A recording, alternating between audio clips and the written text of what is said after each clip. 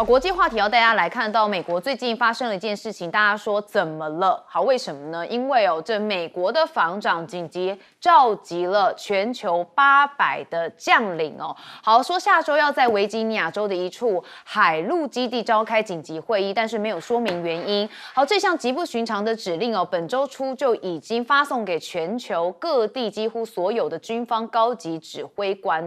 那大家就说了，这个到底是什么问题、什么原因呢？川普9月25号还赞这个美国的国防部长赫格塞斯这一项非比寻常的命令说这是要欢聚一堂。好，那真的是让人跨博不过现在俄罗斯的4个军机已经进入到了美国的防空识别区好，北美的防空司令部也表示说，24号发现俄罗斯2架图95、2架苏35进入到美国阿拉斯加附近的空域，所以随即就派出了1架E3的预警机、4架 F-16战机跟4架 KC-135加油机进行识别跟拦截。好，俄国的国防部这边也证实了这件事情那他们也强调说，俄军所有的飞行都是严格的遵守国际空域的使用规则。好，这有可能会一触即发所以大家也觉得蛮危急的好，那丹麦这边有多座的机场遭到无人机闯入，那北约的秘书长吕特则说，这北约将积极的确保关键基础设施的安全。那彭博也揭露说，欧洲这边也有外交官警告克里姆林宫说北约已经准备好要对付其进一步的侵犯领空的一个行为，然后做出全面的反应，包含击落俄国的战机。不过俄国驻法大使马上反击他呛瞎说，如果北约以所谓侵犯领空为由击落俄罗斯的飞机，那就是战争。哇，真的是兵戎相见的这种感觉，好像一触即发好，那当然我们看到了中俄之间也早就有一些合作了，在哪上面呢？在无人机。路透报道说，有相关文件指示显示说，中国无人机专家曾多次到俄罗斯这边，与受制裁的俄国国有军火商来进行合作，研发的是军事无人机。这凸显当然就是中俄无人机日益深化嘛，而且让西方的制裁根本是形同虚设。好，那当然华府智库的新美国中心的研究员他也有说，这个中国的零件在俄军的军事系统上面中扮演一个非常重要的角色。那俄国接受的是由四川腾盾科技跟湖南昊天翼制造的这个无人机，那提供的是垂直起降能力的这个 HW-52V 的无人机，用于的是侦察跟攻击的任务。不过面对相关的说法跟指控中国外交部说他们不知情，而且重申这个中方客观公正，不提供致命的武器。好，那德国这边的防长呢也有所这个感觉他认为中俄两国都具有太空战的能力，所以他们能够干扰、致盲、操纵或动力上这个来破坏卫星。那德军已经被干扰性的攻击针对了，他们说同时有39个中国跟俄国的侦察卫星正从他们的头上飞过，所以他说他们的观测数据也是正及时的传送，所以小心你说的话他认为说这都会被追踪到。另外我们看到的是川普他不是在纽约这边吗？好，之前法国总统马克宏被挡下了，是因为川普的车要过。哇，现在土耳其的总统也一样有类似的状况，我们大家来看一下这画面这是土耳其代表团，他们一样是参加完联大会议之后遭到纽约警方的阻拦，埃尔段随护强行的拆除了障碍物跟纽约的警方爆发了一些口角冲突，那埃尔段被迫站在街边等候，不悦的脸全部都写在他的脸上，这表情。然后很多人指责川普透过明显的权力游戏来羞辱他国的元首。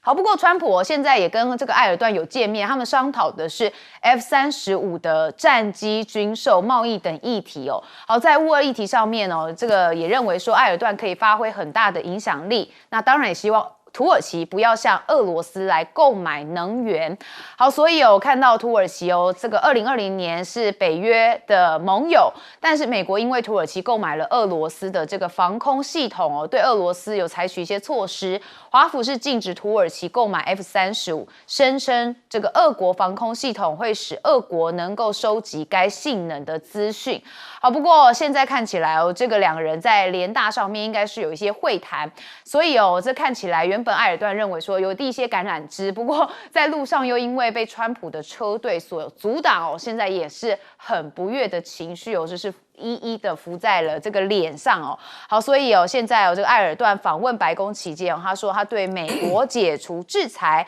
是有信心的。好，我们刚才也讲到嘛，说美国防长号召全球800名的将领要来紧急的会合，但是没有说原因，这怎么回事，亮哥？我觉得俄罗斯如果是进入波兰或者进入北欧啦，或者进入波罗的海国家，说进入机场附近，那都是无人机那就是在试探北约的反应那至于美国这个，我觉得这个就是例行的军演那只是说，因为双方的防空识别区有重叠的地方，那美国当然会紧张嘛。可是我不认为这个是要去挑衅美国了，我不认为。可是无人机是，所以他对欧洲很多国家已经有点越界了。只是说他都是用无人机，他就是在看这个丹麦这个波兰还有波罗的海国家谁对我最敏感，有点这个味道了那至于中国坦白讲，这2家公司我们就这样说了，四川腾顿科技这家是一个高新科技园区的公司。中国大陆目前是这样因为双尾蝎那是军用无人机。可是不是他制造的，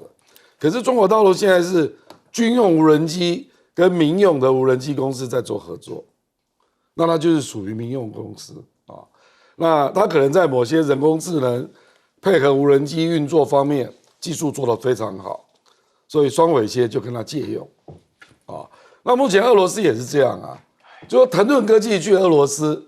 它是民间的公司它不是做军用无人机的那另外那家那个湖南的昊天翼，那根本就不是无人机公司，那是机械公司，可是可能就是用得到所以这个就是麻烦的地方啦，就是中国大陆现在的武器制造很多都已经军民两用了，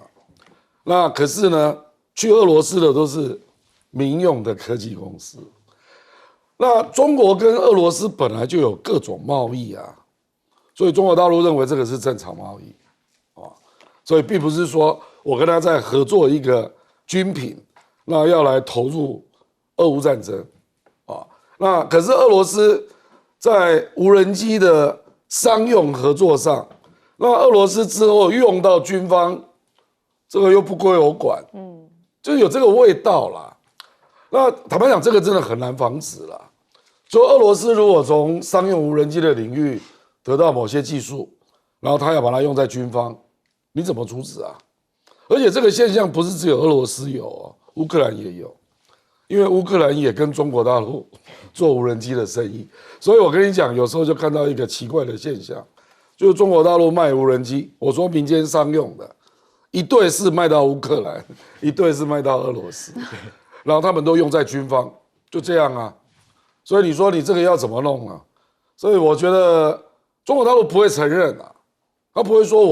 我是在资助俄罗斯来打乌克兰，因为他一定会举证说乌克兰也是用我的就是这样商品嘛。好，接着问帅将军，我觉得这个问题是一个商品。你美国武器有没有参加俄乌战争？有欧洲的武器有没有参加俄乌战争？有以色列的以巴战争，你们有没有美国武器？有只准你点灯只准你放火，不许人家点灯嘛。中国已经很克制了，我是商用的卖去。至于你怎么用途，我管不着你可以拿去耕田，你可以撒农药，你也可以拿去做战争，那我没办法管制所以这个问题挑鸡蛋里挑骨头的时候，我们根本不予理会。但我对于另外一个现象很奇怪，你这个美国的防长把海外所有的将领都招来开会啊，这不符美国的传统哎。假定说你要发起世界大战的话，像2次大战，他也成立欧盟指挥部、统帅部，由美国的中央军区来组成的，参本部组成，授予，对不对？你要主持太平洋战区，你也是由南方战区或哪里去组成，没有把全世界的指挥官找来，你要搞世界大战也不像啊。所以这个充分说明呢，因为这个赫克塞斯根本就是军方低阶的，他根本就不了解国防的事情，也不了解参本部应该怎么做，这个是很荒谬的。海外所有将领来干嘛？人家外交官有什么回国述职，那也不能一次全部回来啊，也是分批啊。你不是造成全球的军事将领那个防务都有问题吗？哎，来见你干嘛呢？你也学川普啊，万邦来朝，百将拜伏在我的那桌子前面，你耍什么威风啊？这个跟战争我讲，要打仗不是这样子的，没这种做法。美国全世界分很多战区，中东 Middle East setting， 对不对 ？Europe setting。Asia setting， 我在美国光谱看着人家连电脑上都分成4大萤幕块，把全世界可能会发生战争的都能够用通信卫星马上反应过来，他国防部马上可以做。你把所有人找到一个地方开会，是什么？就像我们劳动局长开个鸡尾酒会唱个歌吗？搞不懂，真的，现在就是像川普一样学了。啊，全世界的国家领袖会被他骂，对不对？全国会的站起来拍马屁，你也把全世界的将领都找来听你训话，这满足你个人的虚荣心嘛？对军事作战没有意义啊，对国内国外都没有意义啊。是，好，温崇涵教授，这一次这个每年的这个时候哈，9月是这个联合国召开这个总辩论，我们以前叫总辩论啦。那所谓总辩论其实也没有是辩论，是每个国家的领导人或是领袖、总统，他们会到联合国在纽约总部发表一段演说，各个国家。好，那当然我早年的时候，我2006年的时候我在那边有听过一次，因为那时候我在那边当实习生，我那时候看到像阿马迪内贾德他是被重重的这个保镖包围，他个子不高，160几公分而已，他旁边是大的那个保镖把他包住，在联合国场内走。他出了场外时，车子直接接走的，他不会让你在路上走，很危险。因为那时候阿马迪内贾德他也讲他要把以色列人从地表上驱除嘛，所以他在美国也是很多的风潮。那这一次我觉得很特别的是，川普为了显示他的一些威望，他竟然叫这些总统，比方说马克龙在路上他是用走的，结果被挡下来，为什么？因为这个川普的 motorcade， 他们讲这个他的警车跟前驱车、开倒车，整个是拉很长很长，所以他一拉长的时候，他所有的街区全部要 block 起来。那当然你知道纽约那种棋盘状的街区，你只要 block 起来，它是整条 block 起来的时候，你连人你都不让你通过的。我觉得是非常奇特，是你让一个外国元首在纽约的大街上面，旁边虽然有随扈，你就让他们在那边等。好，我觉得这个是川普想要展示自己一个威望跟自己一个万邦来朝的一个感觉。好，刚才再呼吁一下帅将军，连 Hexas 也想这种万邦来朝，川普就想要展示这种我就是这边的老大。今天你们来这边演讲，不管你是谁，我要通过，你们先等。所以连鄂尔多安经过的时候，他也把他挡下来。你看鄂尔多安的随扈根本不管你啊，他就把他那个栏杆直接拆掉。你知道在纽约那个巨蟒，他们是用铁钉勾好他们一根一根勾好，那个拆是蛮难拆，你要整个拆掉。所以我觉得一来这个是对一个各个元首的一种不尊重，因为理当你这些元首要有礼遇，对不对？你要礼遇是他如果要去哪，你要有专车接送，让他们可以从联合国会场发表完，甚至连马克龙是他们在联合国会场发表完要走出去啊，这点是非常奇怪，这点我觉得有更多的细节可以去探讨。那这一次像这个 Hexas， 他要这个全球的美国从准将开始准将、少将、中将到上全部的都来华府，然后呢，假如发生问题怎么办？假如遇到这个危机，有人要暗杀他们怎么办？会造成美国军方的动荡。那这一点 Hexas 有没有做全盘的规划，还是他是自己想要这样做，就把全部人就叫来？那全球的权力真空跟军事真空，造成美国动荡怎么办？所以我觉得从川普到他的整个内阁阁员，他们思维逻辑真的并不太像我们传统的政治人物。好，确实不像传统政治人物，所以有人说他不按牌理出牌嘛。但是因为他做过一任，现在是2.0哦，似乎又可以摸到一些细节跟一些脉络。我们休息一下，马上回来。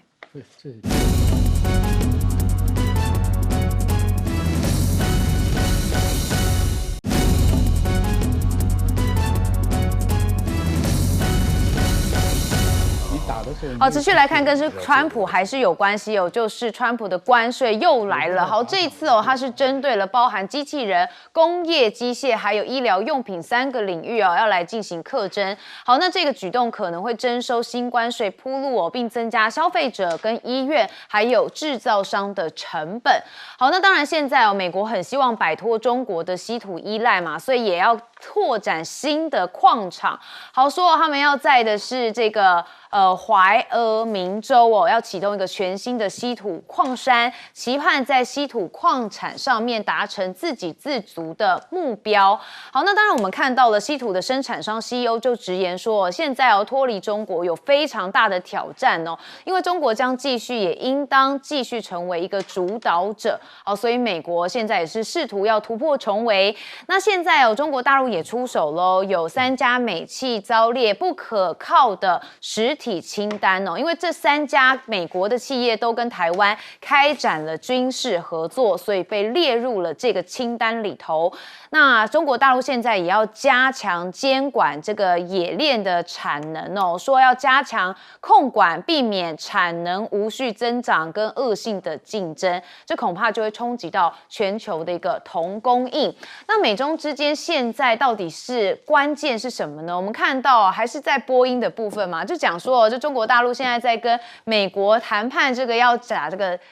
波音买波音，说已经进入到了最后的阶段。那这个民主党的这个众议员史密斯认为哦，这个是一笔巨额的订单，对总统跟波音公司都非常重要。不过，中国大陆商务部的发言人则说，这个美中之间的关系贸易本来就是互利共赢哦。那当前影响美中正常经贸合作的最大障碍是在美国的单边限制措施，所以希望美方跟中方是相向而行。那 TikTok 部分哦，川普则是签令准了 TikTok 在美国续命哦，说习近平这边已经点头了。好，但问题就是经贸还有一个最重要的就是大豆哦，现在是不是要购买美国大豆呢？我们看中国商务部发言人怎么说，他说美方其实对于大豆的贸易应该采取积极的行动，就是取消相关不合理的关税，就能扩大双边贸易来创造条件。那德语媒体则认为哦，美国现在放弃的场域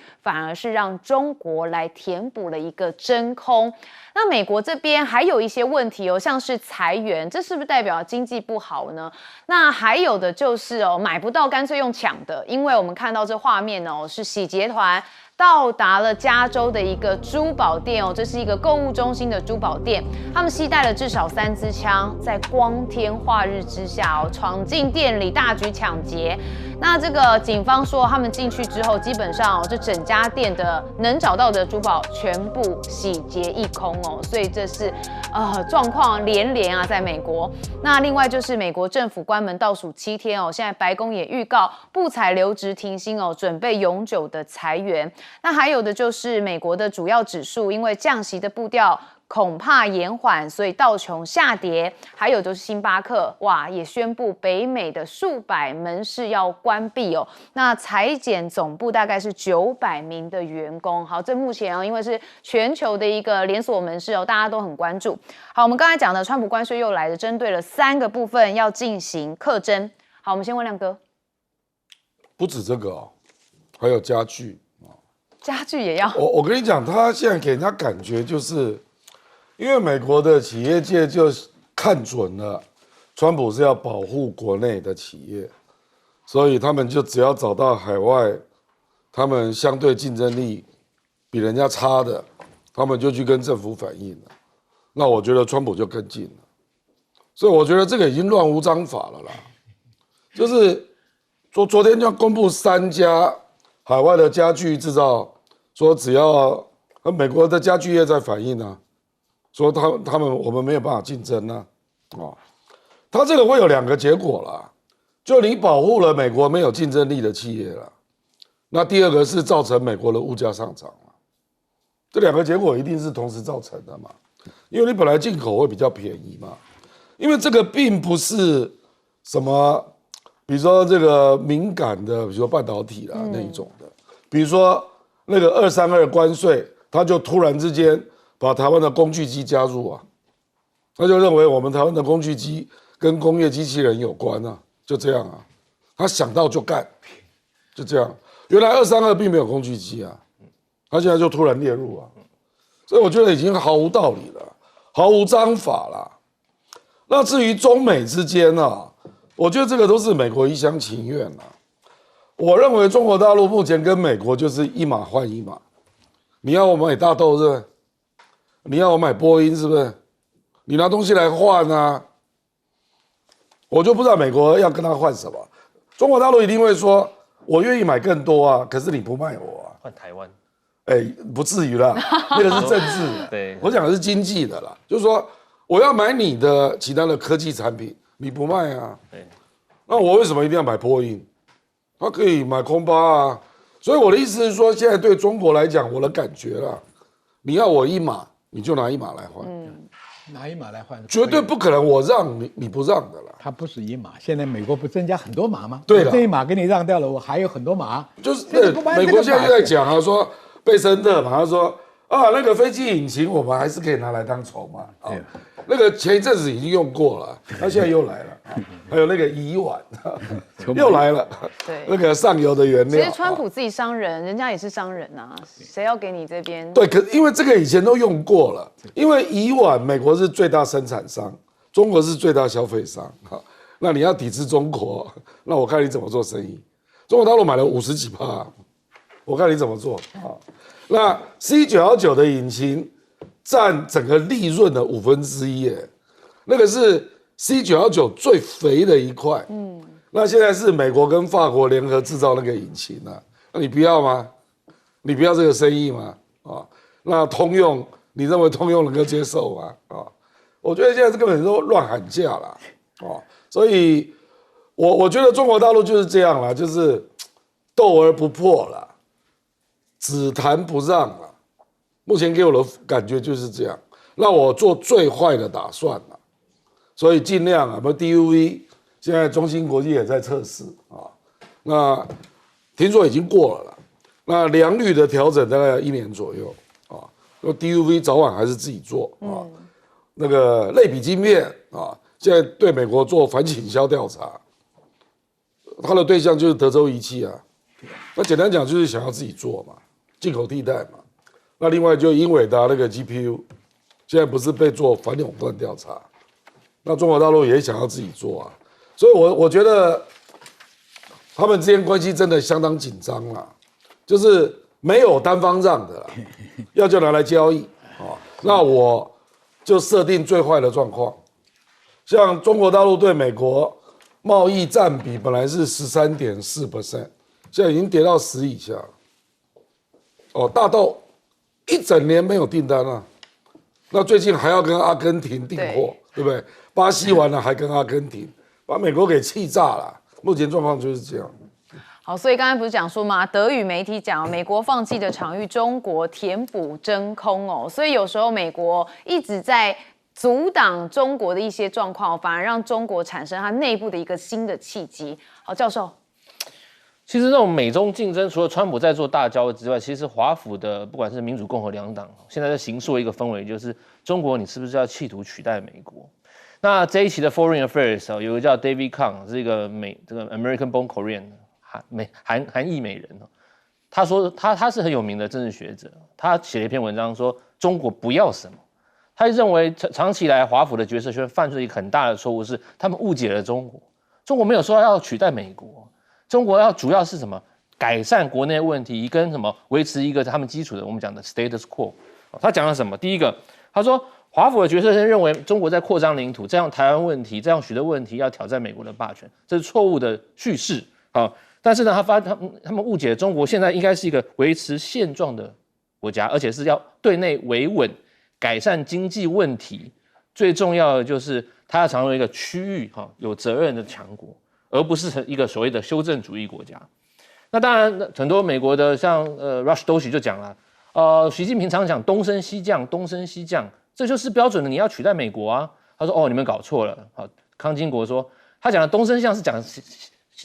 描述一个事件啊，一个事实，但不是他的目标啊。你们都搞错习近平要讲的东西，因为当习近平讲东升西降的时候，他又讲了一个中国无意改变美国，也无意取代，这是很明确的，你们搞错了中国本身的意图。当你搞错了中国的意图的时候，你后续的这些作为都会造成美中两边的紧张跟关系的恶化。比方说，你会认为中国想要抢台湾的半导体，其实中国对台湾的这个问题不是这半导体，不是一个战略的位置，它是一个历史上的一个问题所在，一个民族的情绪啊。他说美国你都搞错了。第二个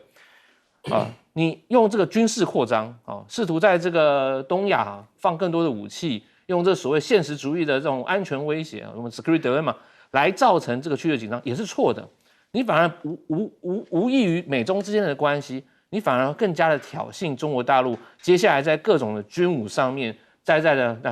想要展示给美国看，这是我们讲的。你展现自己的安全的时候，你造成别人不安全嘛？这安全困境非常明确的一个作为。所以康金国 David Kang 跟他这两位作者写的篇文章，我觉得。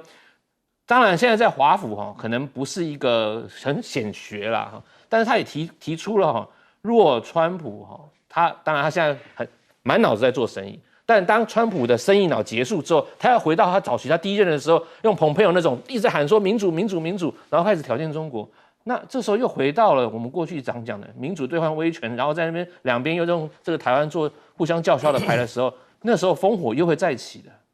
对，所以最怕就是这个两国相争哦，我们这个台湾的地位跟状况就会比较稍微更危机一点。帅将军，危机是什么？现在一个是拿台湾棋子去消耗，一个是把台湾卖掉，我们没有一个有好下场。所以美国现在的主张又在给这边台独的打鸡血啊！我这个可能台湾还有事我会参加，你喊归喊了，我们军人最看的你有实力没有？你有实力介入西太平洋的作战，以美国现在的高科技的武器跟储备量，跟作战意志，跟作战的这个航母跟这个飞机飞弹，在台湾海峡这边你占不到便宜。台湾吃亏的是哪里？要抵抗中共的抗击，又要接受美国这边参加这个战场，我们都是战场啊。老共登陆了，我们在打，美国也在打，炸弹还能分。这是郭正亮还是那个是赖清德，没有办法分的。所以台湾现在要思考自己的路，你毫不选的，你跟着台独走就死路一条。美国，我跟你讲，我在美国那么多次，军事机关、军事基地跟他们认识那么久，他现在的实力根本没办法介入台湾海峡的战争。所以你指望台湾有事、日本有事、美国有事，那是你自己在这里做白日梦啊。所以这个问题很危险。第二个，美国内部越危机越多。我跟你讲，星巴克裁员代表什么意思？不是咖啡卖不好啊，喝咖啡都是一个花闲钱的地方，就代表什么？没钱了。他没有钱消费，他最基本的一个消费，喝咖啡可以不喝啊。问题是我手头不便，我才不喝。所以他的经济衰退是可期的。第二个，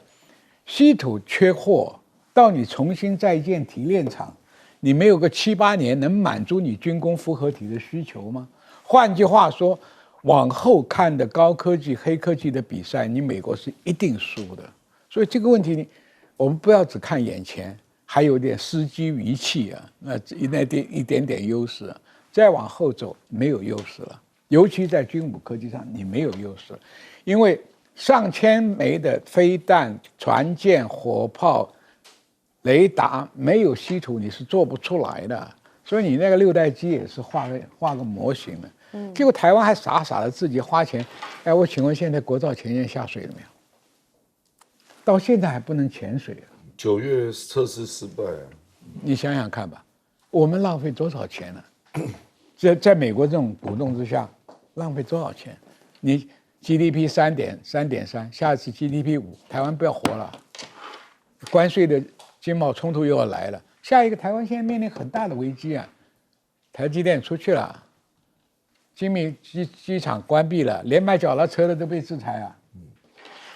我不晓得下面怎么混了。哎，这些危机都摆在面前，我们明眼人看得都很清楚啊。中小企业活不下去，连我们卖的小吃的，你电费一涨，对不对？马上就现了，马上就会呈现了。哎，台积电是真的台电真的是台电发不出电吗？你把核能电厂封了吗？你要卖人家6块5块的那个绿电嘛？那你自作孽，我怪谁？你说怪谁？以前台电是赚钱的，现在怎么亏本？到你手上怎么就亏本了？你能源政策有问题吗？为了一个林义雄，哎呦我的天哪！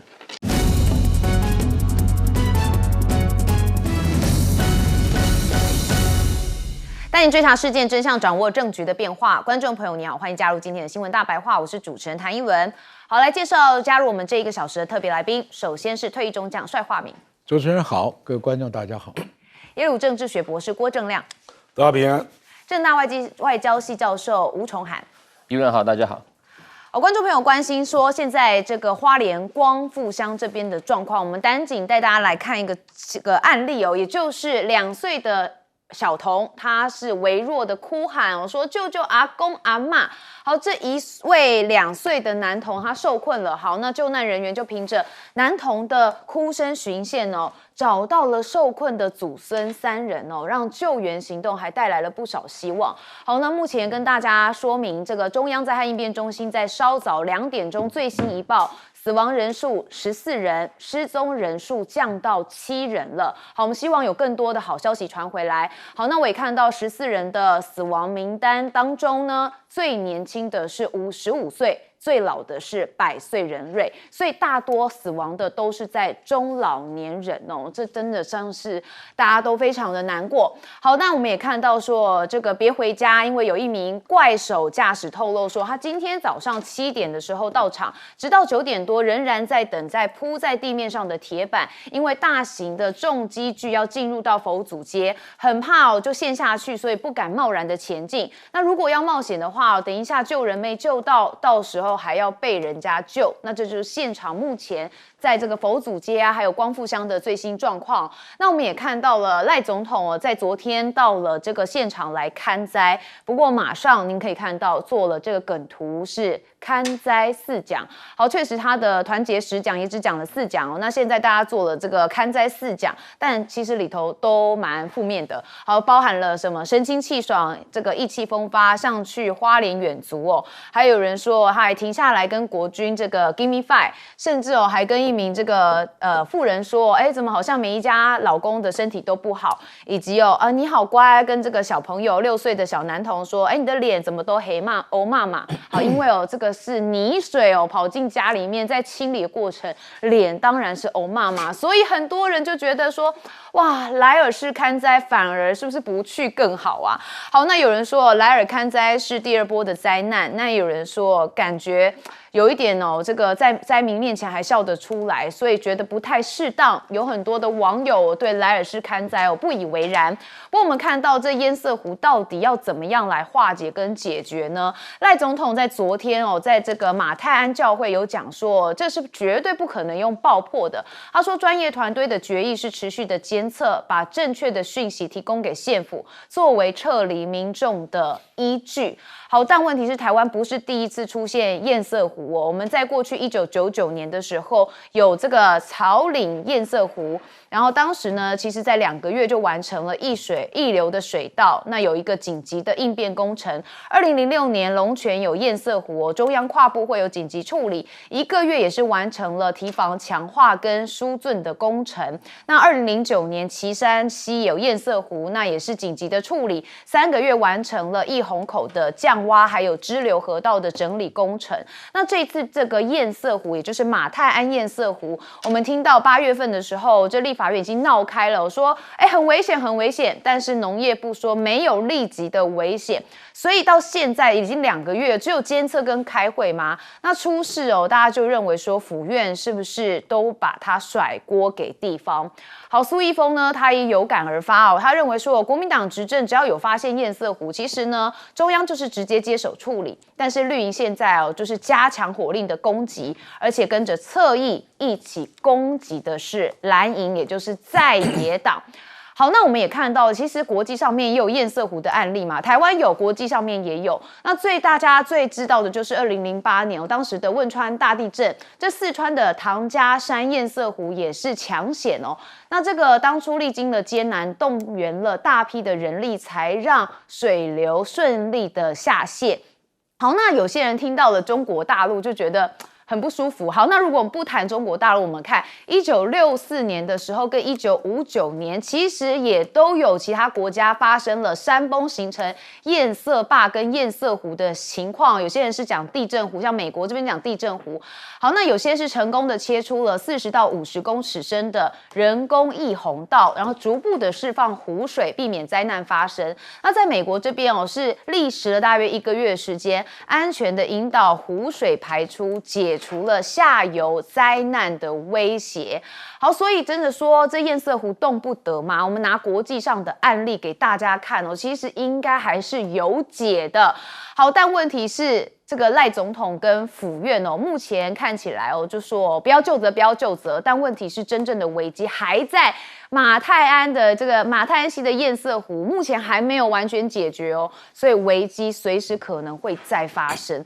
好，所以现在大家就在讨论说赖总统的工作到底是什么呢？感觉很轻松这是 PTT 上面网友所发文的。他说他怎么去花莲笑成这样呢？感觉很轻松，都没在做事。那赖清德的工作到底是什么？就是讲1团结时讲，2搞大罢免，3肚子越吃越大。然后就问大家说，知道赖清德还有什么工作吗？好，我是自己觉得这个对于总统当然要我们足够的尊重跟这个看法不能用这样的方式来讲。但问题是，可能是赖总统到灾区的状况，真的让很多的人看了不是很舒服，所以有这样子的言论出现呐。好，那当然问题就在总统还是要顾自己的民调，他会不会来到一个执政的死亡线呢？吴子嘉说，这赖总统领导的能力脆弱，预测到9月国政民调也会下滑。如果持续探体，恐怕就会触及的是执政死亡线民进党对灾难缺乏慈悲心跟同理心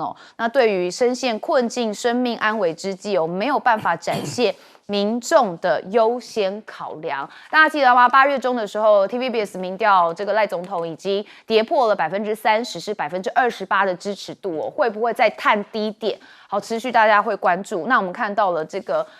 复兴光复乡这边的这个灾情状况还是持续的很危急。那大家说这个莱尔市勘灾，很多人看了相当的不舒服。我们先问亮哥。吴子嘉那个是有所本的因为美丽岛民调目前正在做9月的国政民调那我觉得我们不要跟别的国家比啦，我们跟自己比就好了啦。比如说蔡英文执政8年，然后马英九执政8年有这种事吗？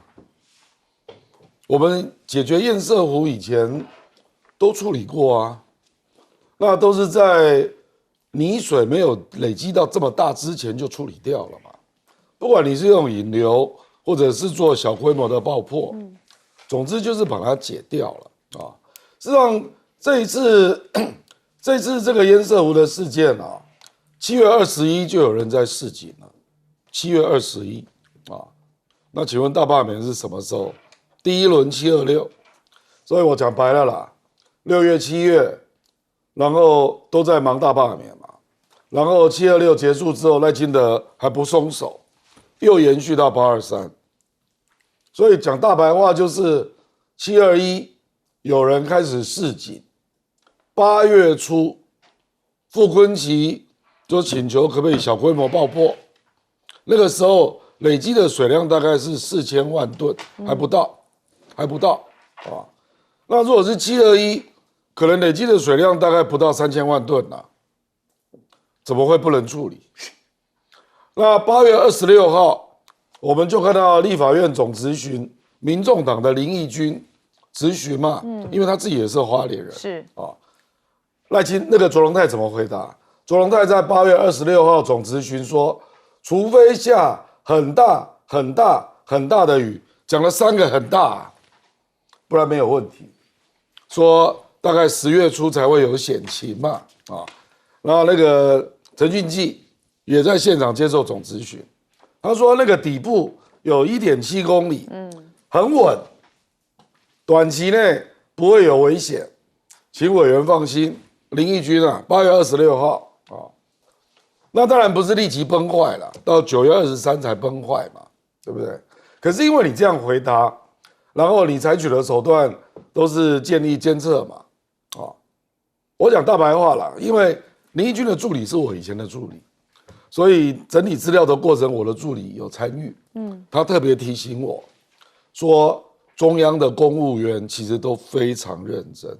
说我们要帮他们讲话啦，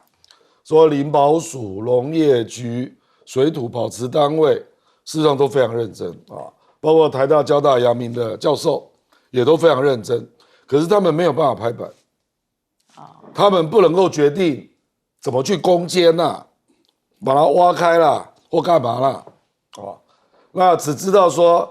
那个坝顶土石非常的柔软，所以他们不敢做大动作嘛。那一直到请李鸿源进来主持内部的会议的时候，那时候已经是9100万吨，所以给人家感觉就是本来是可以处理的状态，一直累积到连李鸿源来都不知道怎么处理啊，这么大，那他只能够寄望啊，说水可以慢慢化掉，溢流部分的分流可以慢慢把水量降低，可是没有办法。就是发生了嘛，就是我认为9月23号那天早上是溢流，可是溢流到一定阶段就变成溃堤了啦，所以才会瞬间降了80公尺嘛，75%的水量全部都外溢啊，在一天内，外溢的水量高达6800万吨，你怎么可能撑得住？对啊，那个堰塞湖的那个压力也很大嘛，一定是往下直接冲嘛。帅将军。我告诉你，台湾这个地形啊，叫4个字：山高水急。山高水急就容易受洪水、土石流、地震这些东西引发堰塞湖。那以前在深山大林里面不容易发现，可是从现在的卫星图片加空照，随便一比就知道里面的容积率是多少。越早发现就越好处理。连我这个学过一点爆破常识的人，在水流不大的时候，几十磅炸药就把它引开了嘛。你看那个乡下农夫种田，这块田的水太多，那个田少，他都晓得拿锄头扒一扒，水就出去了嘛。很早处理，而且这些东西都是中央单位的权责。刚刚戈登亮讲了，他们也很热心，为什么不能拍板？就拖，不会发生危险。那现在出了危险，你要不要负责？这个延误，我们经常讲，这叫延误战机啊！你要不要负责？当然要负责，还在跟地方吵啊！这是你花莲责任，我责任。我们一查，堰塞湖的位置是在你中央单位的辖区里面嘛，你造成下面的县市是泛滥受灾，那当然可以要纠责嘛。为什么不能纠责？所以这个问题哈，我们讲，你看他去赖清德去看灾。那3张图片我看好像是在竞选活动，拍手掌了，摸小孩了。我要是总统啊，坐下来，记者来照好了，我把各级指挥官叫来，你缺什么，你少什么，你要什么，对，当场拍板，当场处理，这才像个领袖嘛。你是在选举还是在看灾？你来最大的好处就是可以动员中央所有的力量嘛。谁在那里敷衍，谁在那里阻挡，谁在那里不尽责，当机立断嘛。这什么？这是你最好的宣传嘞。结果你在那里拍手板摸小孩，我以为你在竞选啊。所以这个问题哈，今天吴子嘉讲的话，我们把很严肃的问题，就他上任以来，所有面临的问题，你看他有没有解决的办法？关税不透明到现在，我们还不知道怎么死。电价，我们真的台电亏损是在亏损台电的问题吗？是你绿电卖的太贵啊，核能电厂不能恢复啊，那台电当然亏嘛，你为什么不解决呢？通膨马上就来，现在通膨已经很严重啊。还有国防军费浪费到什么程度？买些没有用的武器，打不赢仗，也保不了台湾。还有台积电被挖，企业一个一个开始出走，要不然就下面。我随便列举就7、8项大项，都是你总统要解决的问题。你可曾有一项你做过指示有解方？我们不谈结果，解决的方案总要出来吧？